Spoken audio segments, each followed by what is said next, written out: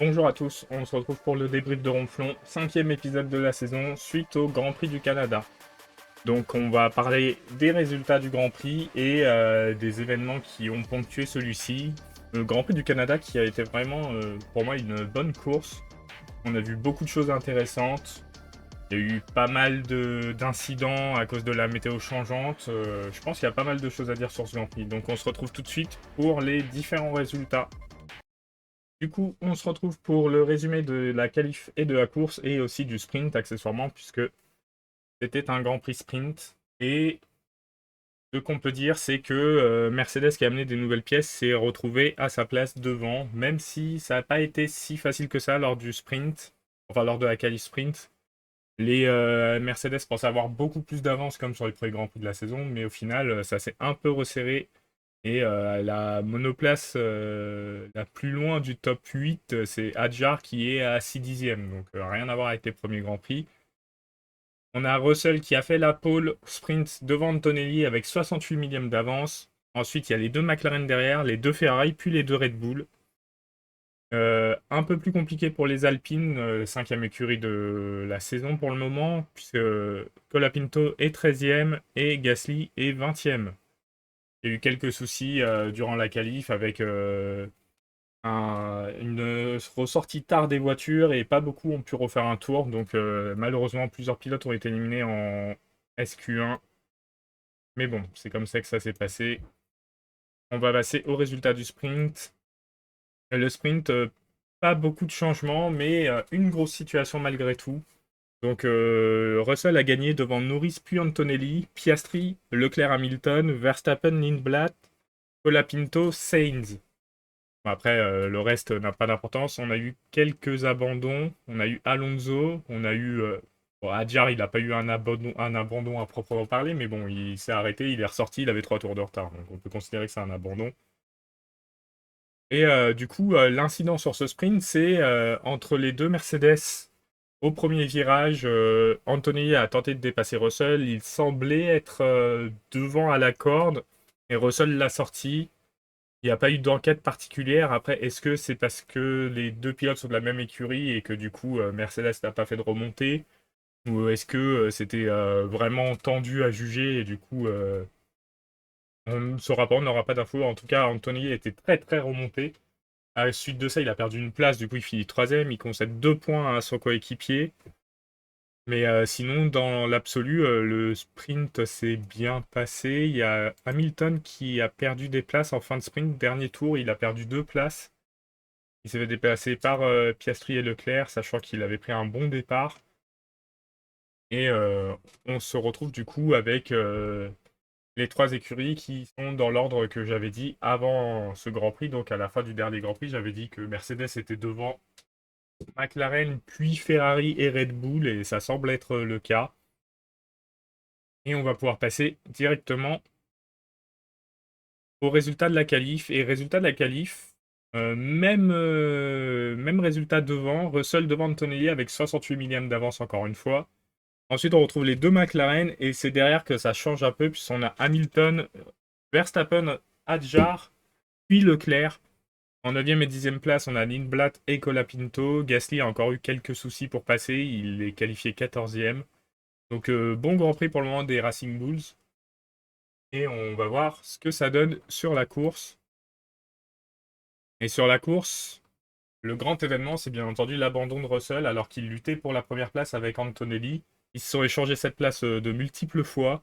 Ils ont sorti pas mal de la piste, mais c'est surtout à cause des conditions météorologiques, puisqu'au début de Grand Prix, certains pilotes avaient mis des stands, d'autres des médiums, d'autres des intermédiaires. Et en l'occurrence, les deux McLaren étaient partis en intermédiaire dans le top 10. Je crois que c'était les deux seuls. Et ça s'est révélé être un très très mauvais choix, tout comme toute la stratégie de McLaren sur ce Grand Prix et toutes les décisions. Ça a été un Grand Prix catastrophe pour McLaren. Piastri finit 11e et c'est le mieux classé. Norris a dû abandonner. Donc ça a été une catastrophe. Pourtant, Norris avait fait un excellent départ. Il avait pris la première place devant les deux Mercedes. Et Antonelli s'était retrouvé deuxième, mais il a dû s'arrêter pour changer de pneu. Et Antonelli a repris l'avantage et il a pas mal changé de position avec son coéquipier jusqu'à que celui-ci abandonne, je crois, au 31e tour, quelque chose comme ça. Et du coup, ça s'est fini avec Antonelli qui remporte le Grand Prix. Il y a une lutte pour la deuxième place entre Hamilton et Verstappen. Hamilton qui était beaucoup mieux avec sa Ferrari sur ce Grand Prix par rapport à son coéquipier. Et Hamilton a réussi à dépasser Verstappen dans le dernier tour pour prendre la deuxième place, sa meilleure position avec Ferrari. Verstappen monte sur le podium, premier podium de Red Bull de la saison. Et derrière, on retrouve Leclerc et Hadjar. Donc les pilotes, les 5 pilotes restants du top sont aux premières places. On a dit les deux McLaren sont passés complètement à travers et Russell a abandonné. Du coup, derrière, des gros points à prendre. Et on a Colapinto qui a fait 6ème, Lawson qui a fait 7ème, Gasly 8ème. Il a failli dépasser Lawson, hein, il a fini à une seconde même pas. Sainz a fait 9ème et Bierman a fait 10ème. Donc As a réussi à prendre un point, Williams 2. Ça a été vraiment un Grand Prix très mouvementé avec pas mal d'abandons, pas mal de pilotes qui ne finissent pas, puisqu'ils sont 16 à avoir officiellement fini. Bottas, il a fini à 4 tours. Il y a eu pas mal d'accidents, de pénalités. On peut penser à Albon qui s'est fait harponner par Piastri. On peut penser à la défense de Hadjar devant Leclerc en changeant de trajectoire de freinage et qui s'est pris une pénalité. Donc pas mal d'incidents. Et pourtant, le Grand Prix s'est fini et on voit de toute façon Hadjar, il a fait 3 arrêts au stand, hein. Donc ça a été compliqué pour lui, mais malgré tout, il avait suffisamment d'avance pour avoir cette 5e place. Colapinto a eu aussi un problème, il a failli se jeter dans le mur en faisant son arrêt au stand. En sortant, il a glissé, il a frôlé la barrière, il l'a même tapé, mais finalement plus de peur que de mal. Et du coup, bon Grand Prix aussi pour Alpine. On va pouvoir passer à la suite avec du coup les points par écurie. Et on commence par notre écurie habituelle, Mercedes. 4e victoire de suite d'Antonelli. C'est le premier pilote de l'histoire à avoir gagné ses 4 premiers Grands Prix consécutivement. 5e victoire pour Mercedes sur 5 Grands Prix. Russell qui prend quand même un gros coup au moral avec cet abandon. Alors qu'il luttait pour la première place, qu'il avait besoin de points pour revenir et se rapprocher d'Antonelli, bah là, il se retrouve largué, le pauvre. Euh, Que dire d'autre? Pas de gros soucis chez Mercedes, les pièces ont l'air de fonctionner, moins que ce que Toto Wolff espérait. Par contre, il risque d'y avoir des situations à gérer pour les batailles en piste, puisque le sprint a montré que Antonelli ne se laisserait pas faire. Il ne se considère pas du tout comme un pilote numéro 2 et que il va lutter contre toute injustice qu'il ressentira. C'est pas, on voit que c'est pas les papaya rules chez Mercedes, ça peut être beaucoup plus tendu, beaucoup plus vite. On passe à l'écurie suivante. L'écurie suivante, c'est Ferrari. Ferrari qui a fait étonnamment un bon Grand Prix avec pas trop d'erreurs stratégiques. La petite erreur qui aurait pu coûter cher, mais au final, ça va parce que ça a duré suffisamment longtemps. C'est lors de l'abandon de Russell où Hamilton n'a pas été arrêté tout de suite parce qu'ils n'étaient pas sûrs qu'il y aurait une voiture de sécurité virtuelle ou une voiture de sécurité. Au final, il y a eu et il a pu s'arrêter le tour d'après. Mais il y a eu cette petite tension. Après, Hamilton a fait le meilleur Grand Prix avec Ferrari depuis très longtemps. Il a dit qu'il avait arrêté de se servir du simulateur pour ses réglages et qu'il procédait autrement. Et ça a l'air de lui réussir. Faut continuer comme ça. Pour Leclerc, ça a été plus compliqué. Très en difficulté tout le week-end. Mais malgré tout, il ramène suffisamment de points avec la 4e place. Et il a fini devant Hamilton au sprint alors qu'il était un peu largué. Donc, comme quoi, il arrivera toujours à maximiser les résultats, même si là, il finit à 30 secondes, 35 secondes de son coéquipier. C'est un bon Grand Prix pour Ferrari qui marque beaucoup de points. On passe à la 3e écurie. Et McLaren, ça a été compliqué pour eux. Le sprint s'est très bien passé. Pas de souci particulier, mais là, sur la course, il a fallu prendre des décisions stratégiques et ça a été une catastrophe de bout en bout. C'est les seuls du top 10 à partir en intermédiaire. Piastri s'est arrêté à la fin du premier tour. Norris, qui a été passé leader, s'est arrêté à la fin du deuxième tour. Donc déjà, ça a ruiné leur course. Ils ont raté leurs arrêts. Et après, ça a été de mal en pis parce que Norris a eu ses problèmes mécaniques. Piastri est rentré dans un Albon. Il a pris une pénalité. Il en a pris une deuxième. Donc vraiment, parce que sa pénalité a mal été exécutée au stand. Franchement, ça ressemble pas à McLaren et ça a été un Grand Prix catastrophique. Ça rappelle un peu le zéro pointé du deuxième Grand Prix, mais pour d'autres raisons. Là, c'était double abandon et là, c'est niveau stratégie où ça a été une catastrophe. Franchement, c'est l'écurie qui a fait le plus mauvais Grand Prix depuis le début de la saison, je pense, hein. Ça a été une catastrophe de bout en bout. Et va falloir qu'ils se rachètent encore une fois au prochain Grand Prix. Mais ils ont les armes pour parce que je pense que malgré tout, ils ont la deuxième voiture du plateau, mieux que Ferrari et que Red Bull, donc ils vont marquer des points et ils arriveront à gagner, je ne sais pas, possiblement, mais là c'est vraiment un sale Grand Prix pour l'écurie orange. On passe à Red Bull qui va mieux, et qui va mieux depuis ses nouvelles pièces, effectivement, mais qui malgré tout a des petites difficultés encore à régler, comme lorsque Verstappen décide que les réglages qu'il a sont mauvais, qu'il faut l'écouter et que son écurie veut pas. Il n'a pas insisté pour une fois, il a laissé faire et il leur a prouvé qu'il avait raison. Du coup, son sprint a été un peu galvaudé, il aurait pu faire bien mieux. La preuve, il a fait troisième en course et il est au niveau des Ferrari. Déception pour lui du coup, et Hadjar qui a eu son abandon, enfin, son similaire abandon à cause d'un problème de puissance, je crois, au sprint, et qui en course a eu des décisions malheureuses, mais qui finit quand même cinquième. Il fallait qu'il marque des points, il en a marqué. Maintenant, il va falloir qu'il gomme toutes ces erreurs qu'il a depuis le début de la saison, parce qu'en qualif, il tient le coup, en fait, Hadjar, hein. Il n'est pas largué par Verstappen, ce qui est une bonne chose. Quand on regarde en qualif pour le Grand Prix, il était même pas à 2 centièmes. Il était à un peu plus de 2 centièmes, un peu moins de 3 centièmes de son coéquipier, donc vraiment très très proche. Et ça augure de bonnes choses. Donc on verra sur les prochains Grands Prix ce que ça donnera, cette confrontation entre les deux copilotes. Mais pour le moment, Red Bull montre du mieux et assure sa quatrième place au constructeur. Alpine est bien la cinquième force du plateau. Ils l'ont prouvé sur ce Grand Prix en étant une des écuries qui a marqué le plus de points. Colapinto fait de très bons résultats depuis les nouvelles pièces. Là, il a fait une sixième place malgré sa petite erreur. Ça n'a pas coûté grand-chose. C'est le meilleur des autres. Gasly, même s'il est parti de très loin, a réussi à bien remonter. Il finit huitième. Il a failli finir septième. Donc il perd 2 points par rapport à Lawson. Mais au vu d'où il est parti, des circonstances de course, c'est un très bon résultat. Donc Alpine peut être fier d'eux parce qu'ils ont réalisé un bon Grand Prix et, et ils ont marqué pas mal de points. Même s'ils n'ont pas marqué de points sur le sprint, là ils ont marqué beaucoup de points sur la course, ils en ont marqué 10. Plus, ils en ont marqué 12, donc ils ont pris pas mal d'avance sur leurs opposants et il faut continuer sur cette voie. On va pouvoir passer à l'écurie suivante. L'écurie suivante, Racing Bulls, la petite sœur de Red Bull, a elle aussi marqué pas mal de points sur ce Grand Prix. Lawson a fini sixième. Ça a été plus compliqué pour Lindblad qui n'a pas pu partir en course, mais qui avait fait un bon sprint, enfin qui avait fait des bonnes qualifs. Le sprint, ça a été plus compliqué, puisque, bah si, il a marqué un point, le Lindblad, mais il avait fait des bonnes qualifs. Il avait fait des bonnes qualifs sprint. Il avait fait des bonnes qualifs aussi, il me semble. Ouais, il est 2 fois 9ème. Et malheureusement, il ne peut pas partir pour la course, mais son coéquipier a réussi à remonter. Il a marqué 6 points. Donc 7 points sur un Grand Prix pour Racing Bull, ça leur permet de passer derrière Alpine et de dépasser As. As qui montre pas grand-chose, hein. Parce que As a ramené des nouvelles pièces, mais c'est pas encore ça. Bierman a eu la chance d'en profiter dès le début. Ocon les a eu samedi pour les qualifs. Et ça a été compliqué pour les deux pilotes. Bierman finit dans les points, mais c'est comme d'autres, c'est grâce aux multiples abandons devant.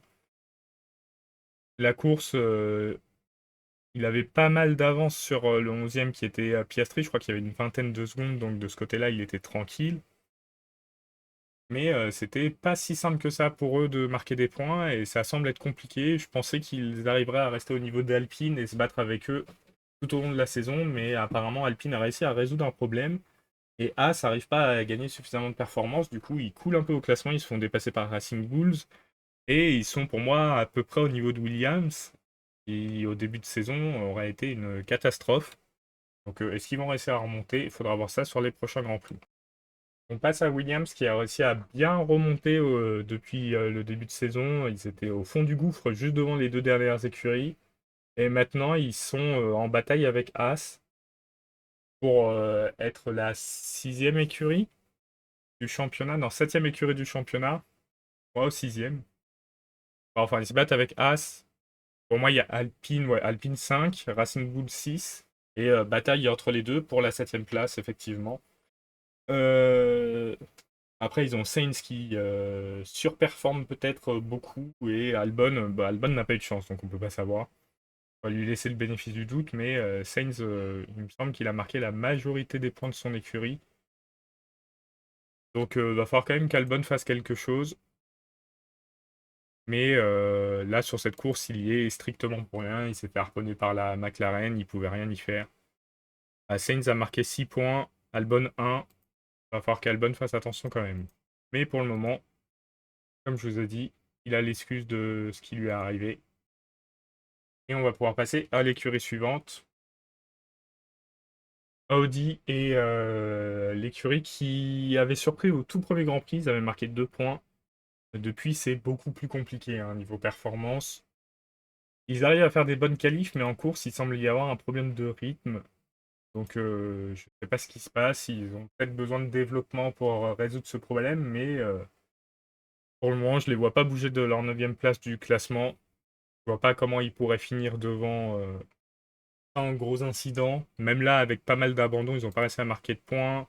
Le mieux classé, c'est Hülkenberg, il est 12e. Il est derrière Piastri, qui a eu pas mal de soucis quand même. Donc, ouais, problème de rythme, je pense, pour les Audi, et ça va être compliqué pour elle de marquer des points. Aston Martin a fait un Grand Prix correct pour leur niveau. Déjà, ils ont moins de soucis. Bon, là, Alonso a eu un problème, mais qui n'avait rien à voir avec le moteur.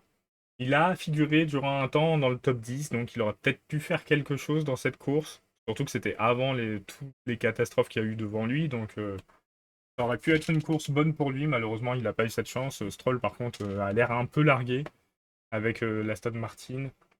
Il faudrait penser à remplacer Stroll, peut-être. Après, on sait que Stroll peut avoir de très bonnes performances sous la pluie. Peut-être qu'Aston Martin se débrouillera mieux sous la pluie, puisque les performances moteurs seraient un peu plus gommées.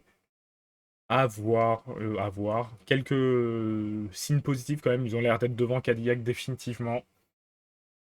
À voir ce que ça donnera sur les prochains Grands Prix. Et on finit par Cadillac. Cadillac qui fait pas grand-chose, qui apprend petit à petit, comme tous les Grands Prix. C'est un peu la même chose. Pérez s'est fait remarquer de manière négative avec une défense sur Lawson inutile. Il a pris une pénalité pour ça, je crois. Il y a eu pas mal de pénalités sur ce Grand Prix, mais voilà, du coup, pas grand-chose à espérer pour Cadillac.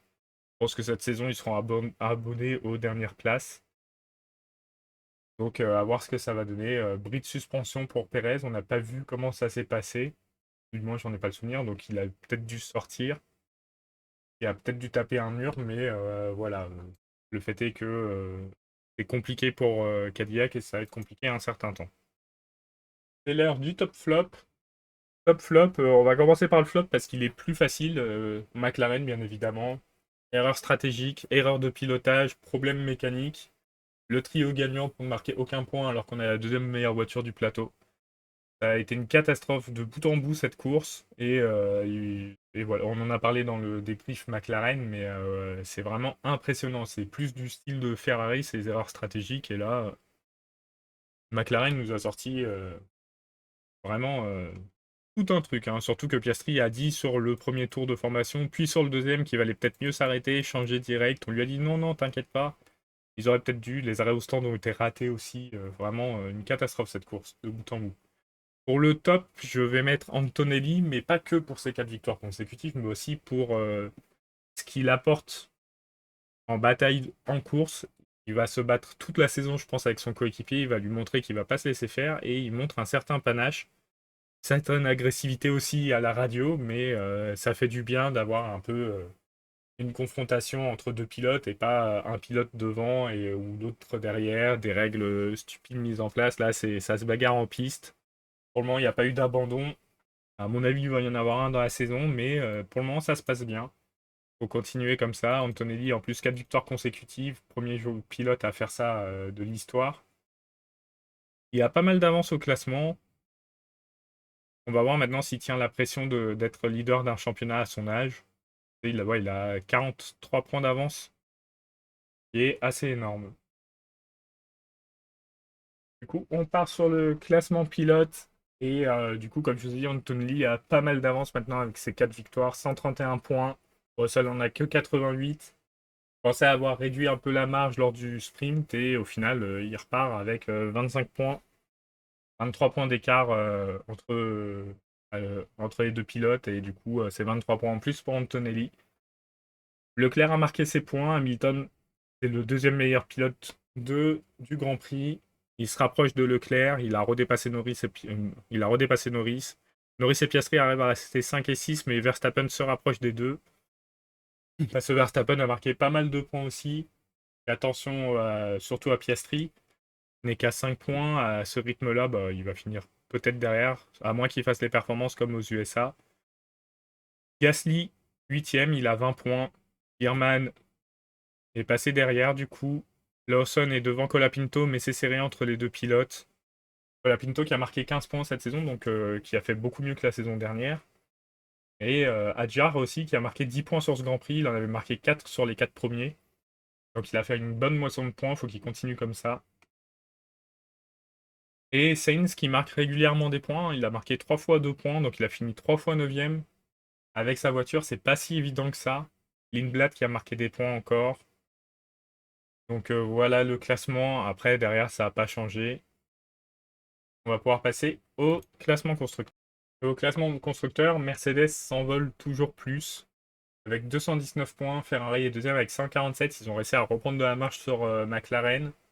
Combien de temps ils vont réussir à la garder s'il n'y a pas beaucoup d'innovation? Pas certain que ce soit très long. Red Bull s'est isolé en quatrième place. Ils sont très loin de McLaren, mais ils ont pris une vingtaine de points d'avance sur Alpine, ce qui est beaucoup à ce niveau-là, puisqu'Alpine a 35 points. Alpine aussi a réussi à s'isoler un petit peu. Ils ont 14 points d'avance sur Racing Bulls.